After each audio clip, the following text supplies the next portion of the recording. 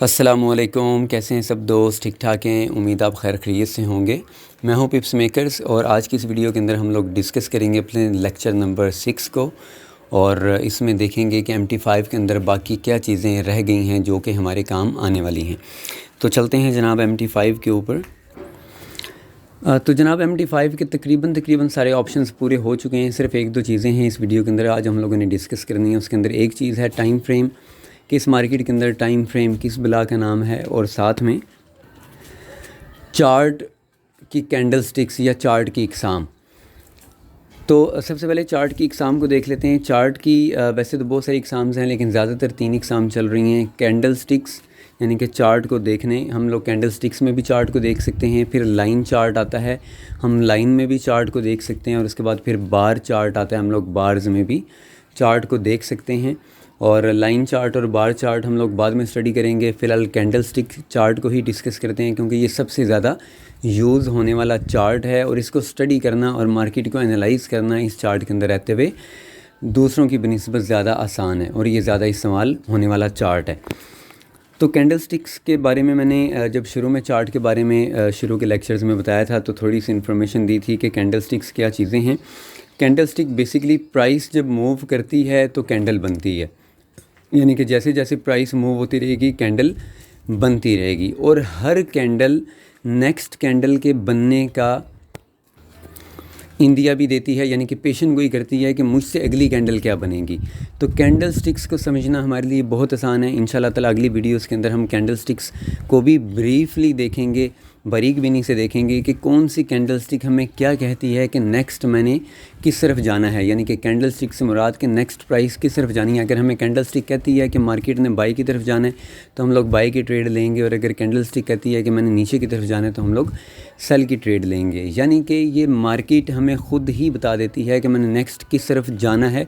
अगर हम लोग इस मार्केट को प्रॉपर सीख लें तो ट्रेड करना इतना मुश्किल नहीं है। तो ये हो गया कैंडल स्टिक। और जो ग्रीन कलर की कैंडल है ये बेसिकली बाई की कैंडल होती है, यानी कि मार्केट ऊपर की तरफ प्राइस मूव हो रही हो तो सब्ज़ कैंडलें बनती हैं, और प्राइस अगर नीचे की तरफ मूव हो रही हो, सेल की तरफ जा रही हो तो रेड कैंडल्स बनती हैं। तो फ़िलहाल सिर्फ बाई कैंडल और सेल कैंडल इसका हमें पता होना चाहिए। अब नेक्स्ट जो कैंडल की एग्ज़ाम्स हैं वो हमारी अगले लेक्चर्स के अंदर इंशाल्लाह आएंगी। उसके बाद जो दूसरी चीज़ है डिस्कस करने वाली टाइम फ्रेम, के इसके अंदर टाइम फ्रेम क्या चीज़ है। तो time frame basically candle stick का टाइम फ्रेम, कि कौन सी कैंडल स्टिक कितने वक्त में बन रही है। इसका मार्केट की प्राइस से कोई ताल्लुक़ नहीं है, आपने इससे हटकर सिर्फ कैंडल स्टिक के टाइम फ्रेम को देखना है। मैं आपको बता देता हूँ कि ये जो मार्केट है वो पाकिस्तानी वक्त के मुताबिक समर और विंटर्स के टाइम अलग अलग हैं, लेकिन अभी समर्स के अंदर सुबह तकरीबन 2 बजे 3 बजे ओपन होती है, यानी कि कुछ ब्रोकर्स 2 बजे ओपन कर देते हैं, कुछ ब्रोकर्स 3 बजे ओपन कर देते हैं, और पेयर्स के ऊपर भी डिपेंड करता है। कुछ पेयर्स 2 बजे ओपन हो जाते हैं ट्रेड करने के लिए और कुछ 3 बजे ओपन हो जाते हैं। और ये पूरी मार्केट 4 सेशंस में काम कर रही है। सबसे पहला सेशन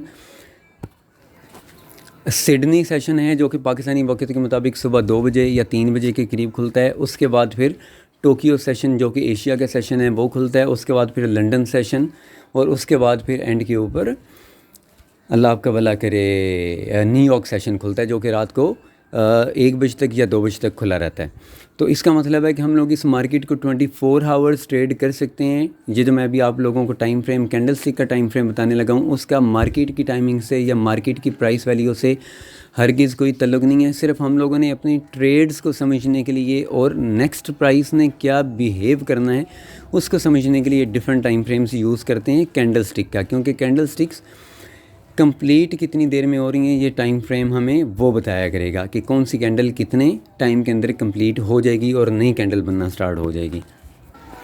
और इस वीडियो के अंदर मैं आप लोगों को नीचे डिस्क्रिप्शन के अंदर टाइमिंग्स भी लिख दूंगा कि सिडनी सेशन किस वक्त से लेकर किस वक्त तक खुला रहता है, लंदन सेशन किस वक्त से किस वक्त तक, टोक्यो सेशन किस वक्त से किस वक्त तक, और न्यूयॉर्क सेशन किस वक्त से लेकर किस वक्त तक।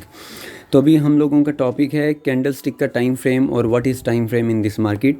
तो हम लोग चार्ट के ऊपर जब सिंपल क्लिक करते हैं तो हमारे पास कुछ इस तरीके से सामने आ जाता है। इसके अंदर सबसे पहले अगर हम लोग देखें लेफ़्ट साइड के ऊपर कुछ ज्योमेट्रिकल शेप्स बनी हुई हैं, उसके ऊपर M1 लिखा हुआ है, फिर M5, फिर M15, M30, H1, फिर H4, D1, फिर W1, फिर MN।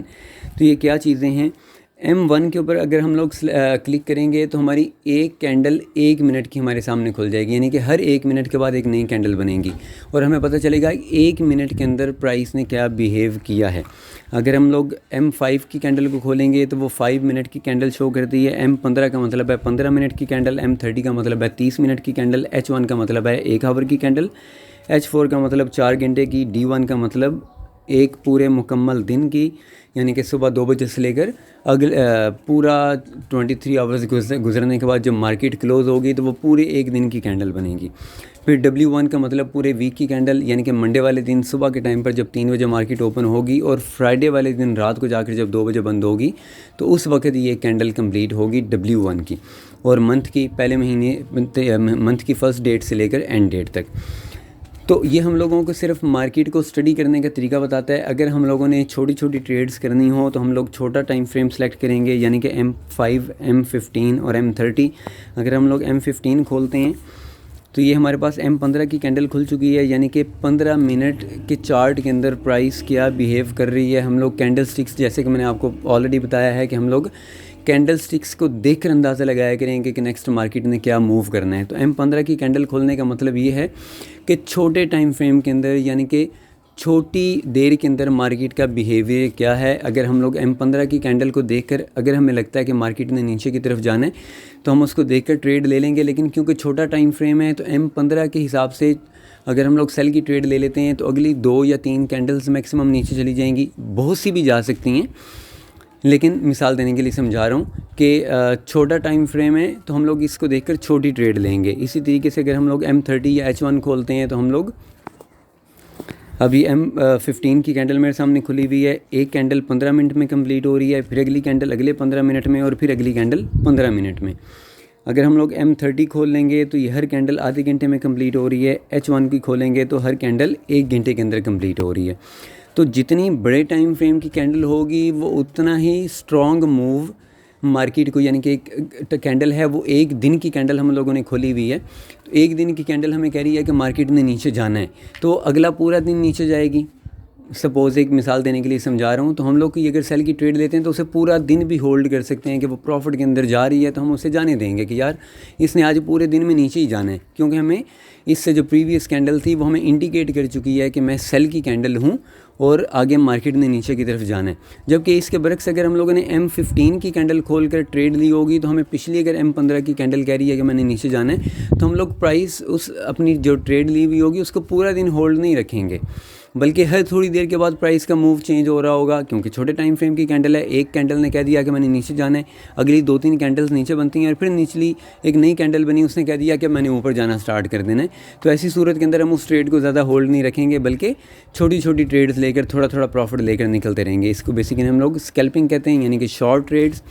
फिर उसके बाद इंट्रा डे की ट्रेड्स आती हैं, यानी कि आज के पूरे दिन के अंदर मार्केट किस साइड के ऊपर रह सकती है, वो फिर हम लोग H1 और H4 के अंदर देखते हैं। और फिर उसके बाद एक पोजीशनल ट्रेड्स या लॉन्ग ट्रेड्स, वो फिर हम लोग डेली टाइम फ्रेम की कैंडल को देखकर या वीकली टाइम फ्रेम की कैंडल्स को देखकर लेते हैं।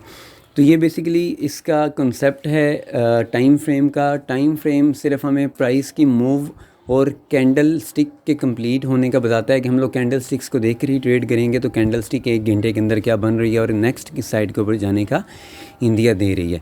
तो नेक्स्ट जब हम लोग कैंडल्स को सीखेंगे कि कौन सी कैंडल हमें क्या कहती है, क्योंकि ये चार्ट ख़ुद हमसे बातें करता है। जब हम लोग इसे सीखेंगे तो हमें खुद समझ आ जाएगी कि ये ख़ुद हमसे बातें करता है कि अब आप मुझे बाय कर लें या कि हम इसे सेल कर लें।